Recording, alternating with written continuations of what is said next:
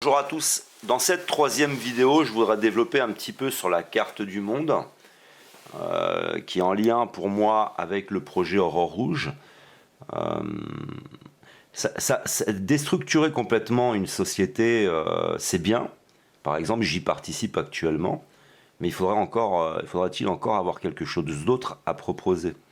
On va se retrouver donc bientôt dans une immense confusion. Et comme je l'explique dans mes vidéos sur ma chaîne de la perversion narcissique, ce sont les personnes qui créent le chaos qui viennent se proposer en sauveur, un petit peu à l'image de monsieur Nicolas Sarkozy par exemple. C'est quelqu'un qui va déstabiliser la Syrie, c'est quelqu'un qui a du charisme. Alors quand ça va mal, on recherche des personnes qui ont du charisme. C'est aussi pour ça que Manuel Valls, qui est un manipulateur pour moi manipulé, aura une importance, je pense, prendra une part importante en 2017. Dans cette carte, on peut voir qu'il y a un certain nombre d'éléments qui sont reliés entre eux, d'autres non, et que on est dans l'Empire, on est dans le système aussi pyramidal. Il y a aussi peut-être un lien avec le culte d'Isis et de Horus, mais surtout on voit que les choses sont reliées entre elles. Il y a le dévoilement, on est illuminé, il y a de la lumière, il y a le soleil, c'est l'illumination. Il y a certes une illumination qui va venir de notre part avec Internet, c'est-à-dire on est des petites fourmis, on travaille, on emmène des éléments pour s'éveiller. Mais le problème, c'est qu'à un moment donné, il va y avoir une cassure. Et le but de ce projet, c'est de nous emmener dans un très très grand chaos. Et après, au moment où on sera terrorisé, on n'aura plus rien, on aura tout anéanti nous-mêmes. On aura anéanti toute spiritualité, on aura anéanti le modèle, parce que c'est quelque chose à la base qui se fait naturellement. Quand il y a un changement d'air, il y a un ordre qui s'effondre et un autre ordre qui se met en place.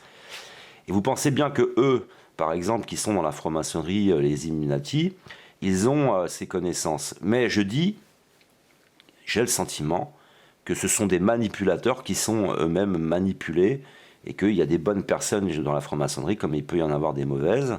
Mais le but, c'est qu'à un moment donné, ils ressortent, comme par hasard, au travers des médias, des scandales que l'on n'a pas aujourd'hui. Aujourd'hui, on nous cache énormément de choses, et puis d'un coup, on va tout nous dévoiler. Alors, ce que ça va faire, on ne va plus croire en notre politique, on ne va plus croire en notre modèle économique, il va y avoir des conflits, on va entrer dans un très très grand chaos. Et là, c'est le moment de saisir cette occasion de cet ordre qui s'effondre pour nous proposer autre chose, et presque, j'ai bien envie de dire, en passant par la force, oui.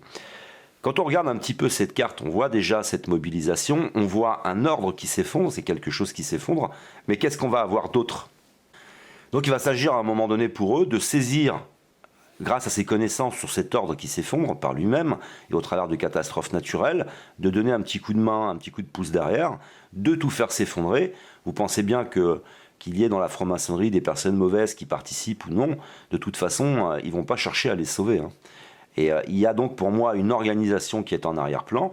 Alors on peut penser que la franc-maçonnerie c'est mauvais, les Illuminati ce soit mauvais, mais quoi qu'il en soit, je dis que tout ce qui est en façade, tout ce qui est une vitrine aujourd'hui, est un fusible, c'est-à-dire on va utiliser tout ça comme un fusible. Et ça va passer par plusieurs étapes. Par exemple, prenons le cas de la Turquie. Vous voyez, Erdogan, c'est un paranoïaque, c'est quelqu'un qui va se mettre à arrêter des milliers de personnes. C'est une dictature qui se met en place au travers d'un putsch, au travers de terrorisme. C'est de nouvelles lois, ça nous permet de nous priver nos droits. Et vous avez des personnes comme moi, par exemple, qui vont avoir peut-être des gros problèmes dans le futur. Alors je ne cherche pas à me donner une très grande importance, mais aujourd'hui, nous sommes dans une pseudo-démocratie.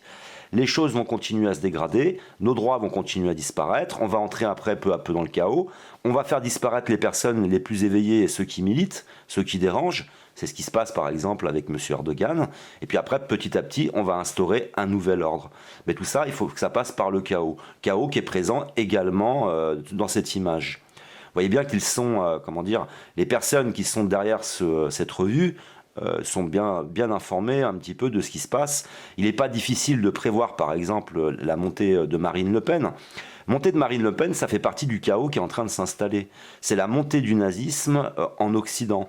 Par exemple, l'Ukraine. L'Ukraine, c'est nous-mêmes qui avons participé à mettre des néo-nazis dans ce gouvernement pour nous isoler de la Russie. Donc vous voyez, le chaos est en train de se mettre en place. Qu'on soit éveillé ou non, quoi qu'il arrive, de toute façon, sauf une intervention divine, ils ont tellement de moyens, il contrôle absolument tout, la presse, il contrôle l'armée, il contrôle la police, il contrôle absolument tout. Que quoi qu'il arrive, le chaos, tu peux le mettre de différentes façons et d'une façon des fois un peu prématurée et un peu plus rapide que ce qu'ils avaient prévu, par exemple. On va de toute façon vers un effondrement économique et le chaos est pour moi inévitable quoi qu'il arrive. Mais je tenais vraiment à développer là-dessus, de ne pas tomber pour moi dans le panneau, d'aller rechercher les fusibles un petit peu partout, parce que notre ennemi, il vient pour ma part des États-Unis, c'est-à-dire que ça part de la famille d'Angleterre. On va coloniser le monde, on va mettre le monde sous esclavagisme, on va prendre la religion catholique par exemple, on va prendre cette religion qui est un amalgame avec le culte d'Isis et d'Horus, un amalgame de différentes croyances, on va mettre les gens sous esclavagisme, et puis on va nous appauvrir le plus possible, ça va faire passer quelques décennies comme ça, voire même des siècles, et puis pour pouvoir profiter, faire de nous des personnes pauvres et non éveillées. Alors ce qui est intéressant, c'est qu'il y a Christelle qui m'a partagé par exemple ces liens, que j'ai fait une vidéo à ce sujet, mais allez regarder, moi j'ai l'impression en regardant ces vidéos d'être au Moyen-Âge. C'est-à-dire question d'éveil, question d'évolution, question spiritualité, pour tout ce qui concerne en fin de compte l'Égypte, aujourd'hui on est au Moyen-Âge. Quand on voit les connaissances scientifiques qu'ils avaient, la connaissance sur l'être humain, la connaissance sur les processus d'éveil, on voit bien qu'on a tout fait pour ne pas nous éveiller. C'est une évidence. Alors on est passé peu à peu d'un esclavagisme avec des chaînes en métal, pour un esclavagisme après de l'ego, de la matière, du consumérisme, dans la division. C'est pas possible de faire s'aimer des gens dans la division. Ça ne peut qu'être qu'une compassion illusoire que nous ayons les uns pour les autres. Tu ne peux pas être en compétition perpétuelle avec les autres et puis en même temps être dans une véritable compassion.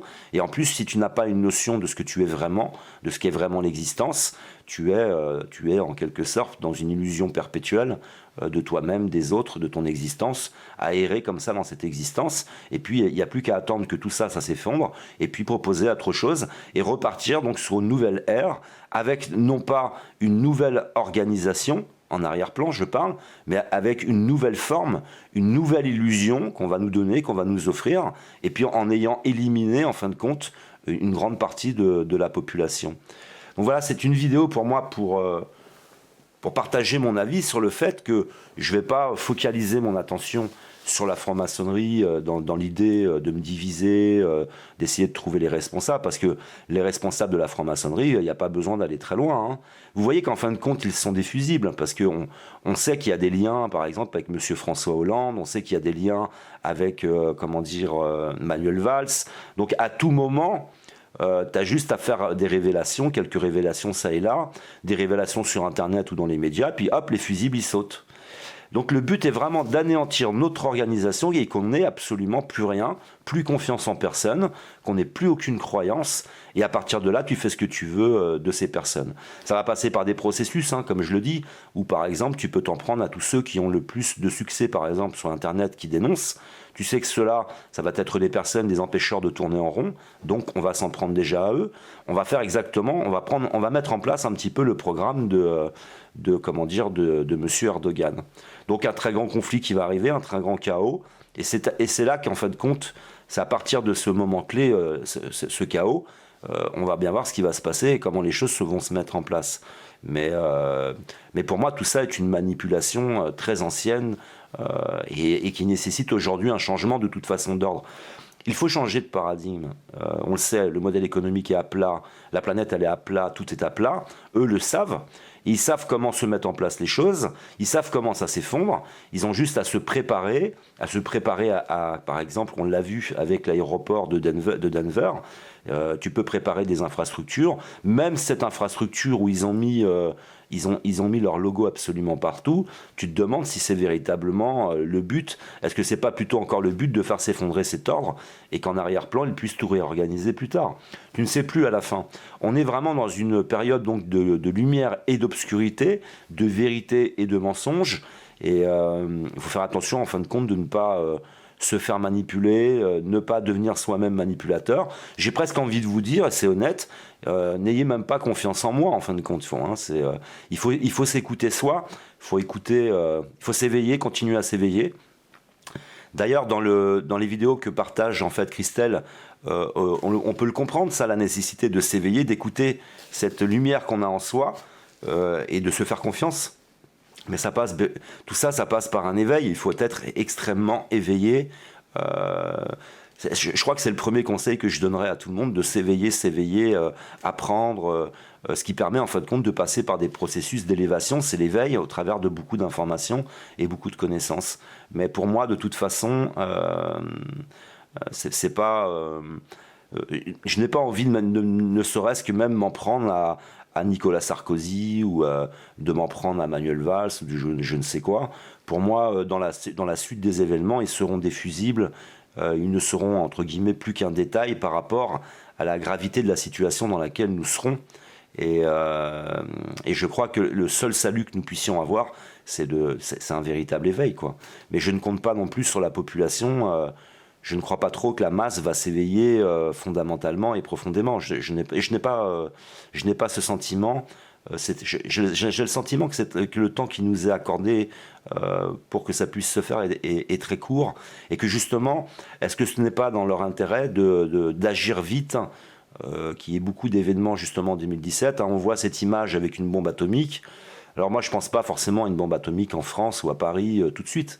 Mais il y aura l'utilisation d'ogives nucléaires. J'ai regardé un petit peu ce qui s'est passé en Turquie quand quand ils parlaient de retirer leur base américaine, quand ils sont entrés en désaccord avec Erdogan, les Américains. Il y avait des problèmes d'ogives nucléaires. Il y avait plus de 90 ogives nucléaires, je crois que c'est 95, ils ne savaient pas trop où elles étaient, quoi. Ils disaient qu'elles étaient à un endroit, mais l'endroit où ils disaient qu'elles étaient, à cet endroit-là, on dit bah non, elles ne sont pas là, et elles sont où alors? Donc d'avoir aussi produit énormément d'ogives nucléaires, c'est comme des armes, hein, ça peut changer de main, ça peut se perdre. Et moi je ne crois pas. Enfin, en tout cas, je ne compte pas énormément d'espoir pour un éveil mondial dans la paix, dans l'amour, et j'en passe.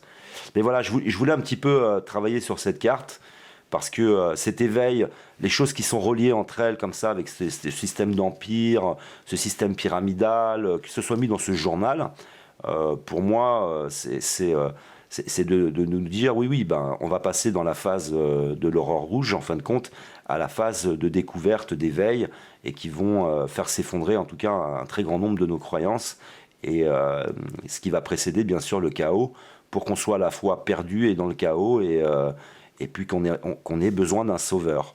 Et c'est le meilleur moment, c'est une manipulation qui est basique. Intéressez-vous à la perversion narcissique, hein, parce que j'ai fait une chaîne, puisque moi j'ai combattu ça toute ma vie. Je sais comment ils pensent, comment ils procèdent, comment ils mettent les choses en place, comment ils s'arrangent pour ne jamais se faire avoir. Ils sont extrêmement forts. C'est dans le milieu de l'entreprise, c'est une hécatombe, on le sait. Les psychologues le savent, la justice, ils passent au travers.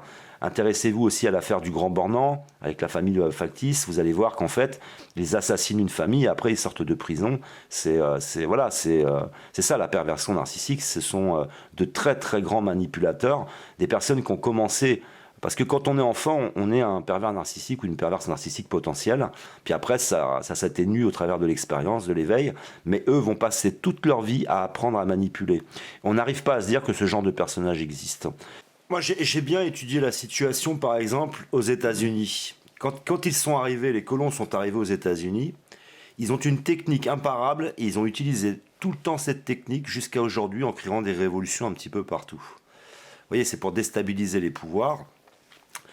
Les Indiens, ce qu'ils ont fait, ils ont tout d'abord, pour qu'ils s'auto-anéantissent, il y avait des tas de tribus, des millions d'Indiens. Alors ils donnaient des armes, de l'alcool aux tribus qui étaient les plus guerrières pour qu'ils s'entretuent. Exactement ce qu'ils font en Afrique, exactement ce qu'ils font par exemple au Moyen-Orient. Mais ça, c'est des vieilles techniques. Et cette technique, tu retrouves la même technique en famille, hein.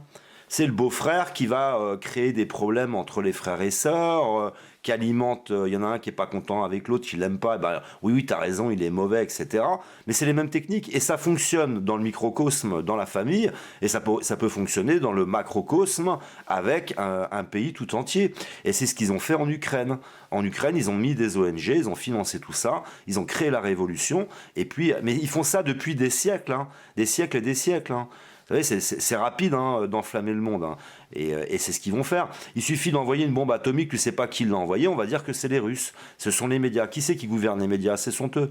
Donc c'est hyper rapide en fin de compte de déstabiliser tout un pays, toute une région même du monde. Hein. C'est pas difficile de le faire. À partir du moment où tu contrôles les gouvernements, tu contrôles, comment dire, la presse, tu contrôles tout, tu peux créer des chaos, mais fabuleux, quoi. Et ce sont des spécialistes depuis le jour où ils ont mis le pied sur la terre des, comment dire, sur la terre des Indiens. Hein. Pour finir, j'ai envie de dire, cette image est la représentation de révélation. Est-ce que vous avez vu l'effet que ça a sur nous quand on commence à s'éveiller? On a l'impression d'être les maîtres du monde. Celui qui n'est pas éveillé, on l'appelle un mouton. Je vois des personnes comme Alain Soral qui traitent tout le monde de merde. Tout le monde est de la merde sauf lui, parce qu'il est éveillé sur tout un tas de trucs, il est cultivé, mais il est cultivé à 2-3%. On connaît peut-être 2-3% de toutes les espèces qui existent sur cette planète. On n'a rien découvert encore. Et la réaction qu'on a, comme on est dans une société en ultra-compétition, ultra-compétitivité, tu donnes un tout petit peu d'informations, tu éveilles un petit peu les personnes, tu les éveilles, tu leur donnes quelques révélations, ils se prennent pour les rois du monde, ils veulent tout casser, tout remettre en question. Et comme je le dis, chez les Illuminati ou la franc-maçonnerie, il y a des gens bien. Hein. Il y a des personnes qui sont persuadées de participer à quelque chose de positif, d'avoir de l'influence, une influence qui est positive. Alors tu vas éveiller quelques personnes, un peu comme moi aussi, j'ai parfois mal réagi, je suis parti dans des mauvaises directions. Et ben, si tu donnes ça au bon moment, tu donnes ces informations au bon moment à certaines personnes, elles vont se prendre pour les maîtres du monde, ça va créer des révolutions, ça va partir dans tous les sens, et c'est encore un chaos, parce que s'éveiller, ça prend mais des années et des années. Hein. Moi, je ne suis qu'au début de mon éveil, mais maintenant, j'en ai pris conscience. Au fur et à mesure où tu t'éveilles, tu commences à avoir un petit peu plus d'humilité. Mais l'humilité, elle vient après. C'est ça le problème. Il y a des processus où au départ tu commences à te dire ah yeah, je vais tout casser, je vais envoyer chier mes copains, ma famille, tout le monde, ils me font tous suer, moi je suis meilleur, etc. Et puis ça après ça, tu te calmes, tu vois, il faut un petit peu de temps, après tu te calmes. Mais le problème c'est que comme ils vont balancer toutes les infos, je pense d'un coup, la population ne saura pas comment gérer ces informations. Comme on est dans l'émotion, on est dans le corps, dans la matière, dans l'impulsivité, on est dans des réactions qui sont très primitives. Les réactions, moi, honnêtement, je fonde pas beaucoup d'espoir sur la gestion de ces informations qui pourraient arriver trop rapidement. Donc voilà, c'était ma petite vidéo sur cette image, sur le monde tel qu'il nous est présenté. Et on voit bien que ça succède une série d'images qui ne sont pas, comment dire, qui pour moi ne révèlent pas quelque chose d'extraordinaire pour nous tous. Hein. Voilà, merci de m'avoir écouté, je vous aime, que l'amour soit avec vous et à une prochaine vidéo.